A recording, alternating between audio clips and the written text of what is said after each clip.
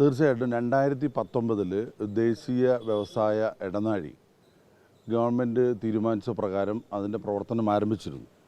അത് ബാംഗ്ലൂരിൽ നിന്നും ചെന്നൈ വരെയാണ് 2021 ശേഷം പ്രാവർത്തികത്തിൽ വന്നത്. 2022 ആ ചെന്നൈയിൽ നിന്നും കോയമ്പത്തൂർ വഴി കൊച്ചിയിലേക്ക് ആ വ്യവസായ ഇടനാഴി നീട്ടാൻ വേണ്ടി തീരുമാനിച്ചിരുന്നു. 2022 ഡിസംബറോടുകൂടി കേരളം കേന്ദ്രത്തിന് സമർപ്പിച്ച പദ്ധതി 2 വർഷമായിട്ട് വൈകുകയാണെന്ന് കഴിഞ്ഞ ലോക്സഭാ സമ്മേളനത്തിൽ ഞാൻ പാലക്കാടിന് വേണ്ടി പ്രത്യേകമായിട്ട് ആവശ്യപ്പെട്ടത്. റൂൾ 377 പ്രകാരം കൊച്ചി കോയമ്പത്തൂർ വ്യവസായ ഇടനാഴി അന്തിമ അനുമതി ഉടൻ നൽകണമെന്നും 10,000-കണക്കിന് പേർക്ക് തൊഴിലവസരം കിട്ടുന്ന പദ്ധതിയാണെന്നും ആവശ്യപ്പെട്ടിരുന്നു. കഴിഞ്ഞ 2 വർഷമായിട്ട് ഗവൺമെൻറ്റിൻ്റെ പരിഗണനയിലിരിക്കുന്ന പദ്ധതിക്ക് ഇന്ന് കേന്ദ്ര സർക്കാർ അനുമതി നൽകിയെന്നാണ് വാർത്തയിലൂടെ അറിയാൻ കഴിഞ്ഞത്. എന്തായാലും അത് സ്വാഗതാർഹമായിട്ടുള്ളൊരു കാര്യമാണ്. പാലക്കാടിനെ സംബന്ധിച്ചിടത്തോളം കോയമ്പത്തൂർ കൊച്ചി വ്യവസായ ഇടനാഴിയാണ്. ഏകദേശം 3,800 കോടി രൂപയുടെ പദ്ധതിയാണ് നേരത്തെ തീരുമാനിച്ചിരുന്നത്. അതിൻ്റെ അന്തിമ അനുമതിയാണ് ഇപ്പോൾ ആയതെന്നാണ് കരുതുന്നത്. വ്യക്തമായ വിവരം എൻ്റെ അടുത്തില്ല.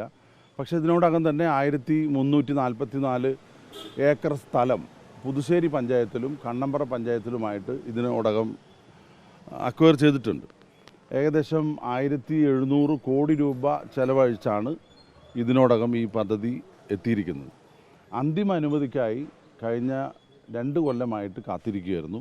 അപ്പോൾ അതൊരു ശുഭസൂചകമാണ്. മുൻ പദ്ധതികളെ പോലെയല്ല, ഇതിൻ്റെ ഏകദേശം പകുതി പദ്ധതി നടപ്പിലായിട്ടുണ്ട്. പാലക്കാട് ഒരു ഇൻഡസ്ട്രിയൽ ക്ലസ്റ്റർ ആണ് ഈ പദ്ധതിയിൽ പ്രധാനമായിട്ടും വിഭാവനം ചെയ്തിട്ടുണ്ട്. അപ്പോൾ ദേശീയ വ്യവസായ ഇടനാഴിയുടെ ഭാഗമായിട്ടാണ് ബാംഗ്ലൂരിൽ നിന്നും ചെന്നൈയിലേക്ക് നീട്ടിയത്. ചെന്നൈയിൽ നിന്നും കോയമ്പത്തൂർ വഴി കൊച്ചിയിലേക്ക് നീട്ടാനാണ് ഈ പദ്ധതി. അത് ദേശീയ തലത്തിൽ തന്നെ വ്യാവസായിക വളർച്ചയ്ക്ക് ഉതകുന്ന ഒരു തീരുമാനമാണ്. അപ്പോൾ ഇതുകൊണ്ട് പാലക്കാടിൻ്റെ പ്രധാനപ്പെട്ട നേട്ടം ഇവിടെ ഒരു ക്ലസ്റ്റർ പ്രത്യേകമായിട്ട് രൂപീകരിക്കുന്നുള്ള. ഇതിനോടനുബന്ധിച്ച് പദ്ധതി പൂർത്തിയായാൽ നിരവധി മൾട്ടിനാഷണൽ കമ്പനികൾ പാലക്കാട്ട് വരും. അത് ഏറ്റവും കൂടുതൽ സ്ഥലം എടുത്തിരിക്കുന്നത് ഇപ്പോൾ 1,300ഓളം ഏക്കർ സ്ഥലം പുതുശ്ശേരിയിലും അതുപോലെ കണ്ണമ്പ്രയിലുമായിട്ട് എടുത്തിരിക്കുന്നത്. ഇതിൻ്റെ സ്ഥലം ഏറ്റെടുപ്പ്, ഇൻഫ്രാസ്ട്രക്ചർ, അടിസ്ഥാന സൗകര്യങ്ങളൊക്കെ നൽകേണ്ടത് സംസ്ഥാന ഗവൺമെൻറ്റാണ്. അപ്പോൾ ദേശീയ വ്യവസായ ഇടനാഴിയുടെ ഭാഗമായിട്ട് ഇവിടെ വരുന്ന ഈ ക്ലസ്റ്റർ നടപ്പിലാകുമ്പോൾ 1000-കണക്കിന് പേർക്ക് തൊഴിലവസരം ഉണ്ടാകും.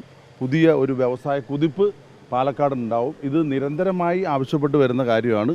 കേന്ദ്ര ഗവൺമെൻറ് ഇന്ന് അംഗീകാരം നൽകിയിരിക്കുന്നത്. കേരളത്തിലുള്ള വ്യവസായങ്ങളൊക്കെ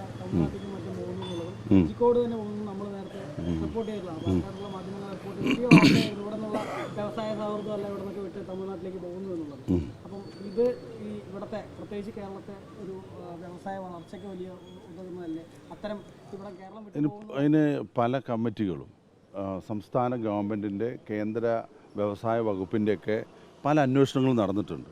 അപ്പോൾ ചില അടിസ്ഥാന സൗകര്യങ്ങളുടെ പേരിൽ, സമരങ്ങളുടെ പേരിൽ യൂണിയനുകൾ കൂടുതലായിട്ട് സമ്മർദ്ദം ചെലുത്തി പല കമ്പനികളും പൂട്ടിയിട്ടുണ്ട്. സാമ്പത്തികമായി വലിയ പ്രയാസമുണ്ടാകുന്ന സമയത്തും പാലക്കാട് ചെറുകിട കമ്പനികൾ വരെ പൂട്ടിയിട്ടുണ്ട്. ഇതെല്ലാം പരിശോധിച്ചുകൊണ്ട് തന്നെയാണ് സർക്കാരിൻ്റെ ഇടപെടൽ കഴിഞ്ഞ കാലങ്ങളിലൊക്കെ ഉണ്ടായിട്ടുള്ളത്. ഇത് അതുമായിട്ട് നേരിട്ട് ബന്ധമില്ല. കാരണം ദേശീയ വ്യവസായ ഇടനാഴി 2019 ഗവൺമെൻറ് പ്രഖ്യാപിച്ചതും ഘട്ടം ഘട്ടമായിട്ട് നടപ്പിലാക്കിയിട്ടുള്ളതാണ്. ഇതിൽ നമുക്ക് ഇവിടെ നിന്നുള്ള സംരംഭങ്ങൾ കൂടാതെ മൾട്ടിനാഷണൽ കമ്പനികളാണ് ഇതിൻ്റെ ഒരു പ്രത്യേകത. അവർക്ക് ആവശ്യമായിട്ടുള്ള ഇൻഫ്രാസ്ട്രക്ചർ ഒരുക്കി കൊടുക്കുകയാണ്. അപ്പോൾ ഗവൺമെൻറ്റിന് വലിയ ബാധ്യത ഇല്ലാതെ തന്നെ, ഗവൺമെൻറ് നേരിട്ടല്ല, അങ്ങനെ സ്വകാര്യ സംരംഭങ്ങൾ, പൊതുമേഖലാ സംരംഭങ്ങളാണ് ഇവിടെ വരാനുള്ള സാധ്യത കൂടുതൽ. അപ്പോൾ അതെല്ലാം നന്നായി പ്ലാൻ ചെയ്ത് വരുന്നതായതുകൊണ്ട് കൂടുതൽ തൊഴിലവസരങ്ങളും കൂടുതൽ നിലനിൽപ്പ് സാധ്യതകളും വളരെ കൂടുതലാണ്. ഉണ്ട്. 1,710 ഏക്കർ സ്ഥലമാണ് ഏറ്റെടുക്കാൻ ഈ പ്രോജക്റ്റിലുള്ളത്. അതിൽ 1,340 ഏക്കർ സ്ഥലമാണ് പുതുശ്ശേരിയിലും കണ്ണമ്പ്രയിലുമായി ഏറ്റെടുത്തിരിക്കുന്നത്. പുതുശ്ശേരി ഒരു വില്ലേജിലെ കൂടെ ഏകദേശം 300 ഏക്കറിലധികം ഇനിയും ഏറ്റെടുക്കാനുണ്ട്. വിലയുടെ കാര്യം നാഷണൽ ഇതിൻ്റെ ഒരു ഇൻഫ്രാസ്ട്രക്ചർ കമ്മിറ്റിയുണ്ട്. ആ കമ്മിറ്റി ഇംപ്ലിമെൻറ്റേഷൻ കമ്മിറ്റിയാണ്. അവരാണ് അത് ആലോചിക്കുന്നതും. സംസ്ഥാന ഗവൺമെൻറ്റാണ് സ്ഥലം ശരിക്കും പറഞ്ഞാൽ ഏറ്റെടുക്കുന്നത്. വില നിശ്ചയിക്കുന്നതിൽ ഇത് സത്യത്തിൽ കേന്ദ്ര സംസ്ഥാന സർക്കാരുകളുടെ സംയുക്തമായിട്ടുള്ള ഒരു പദ്ധതിയാണ്.